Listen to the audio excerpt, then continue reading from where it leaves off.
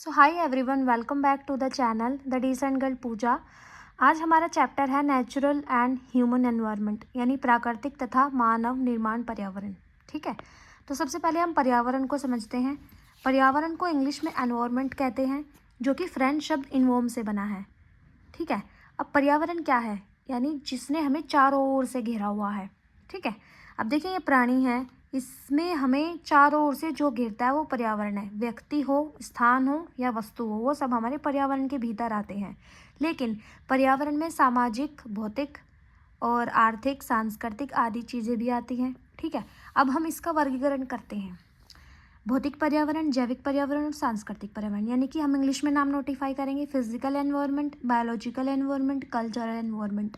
तो physical environment में हमारा आता है वायुमंडल, स्थलमंडल और जल, यानी कि भौतिक में।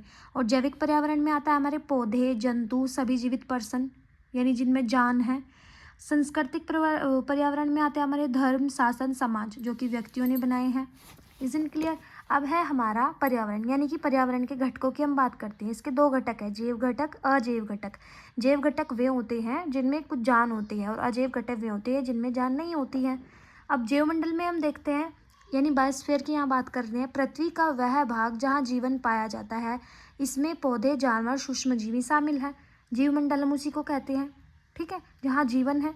बायोटिक कंपोनेंट्स क्या है, यानी जैविक गठन, इसी की बात हो रही है, जिसमें पौधे, जानवर, बैक्टीरिया वायरस हमारा सूक्ष्म जीवों को बोलते हैं। ठीक है, एक्सेट्रा। अजैविक घटक हमारे होते हैं, ये निर्जीव होते हैं, इनमें कोई जान नहीं होती, जैसे जल, वायु, भूमि, तापमान और प्रकाश। होप आपकी वैसे ही समझ में आ गया होगा।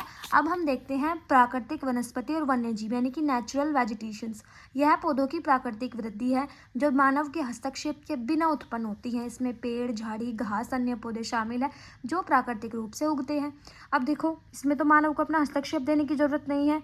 कहीं पर भी सड़कों पर मिल जाएंगे, पहाड़ों पर मिल जाएंगे, पेड़ खुद ही उगते हैं, झाड़ियाँ भी स्वयं उगती हैं, घास भी। ठीक है, तो ये प्राकृतिक की देन है। अब वन्यजीव हमारे वाइल्ड लाइफ क्या होते हैं, इसमें हमारे जानवर वगैरह आ जाते हैं वन्यजीव में। ठीक है, होप आपकी ये वीडियो समझ में आ गई होगी। पर्यावरण का हमारा चैप्टर कंप्लीट हो गया है। जो नहीं है वो यहाँ पे सब्सक्राइब कर सकते हैं, अन्यथा नहीं।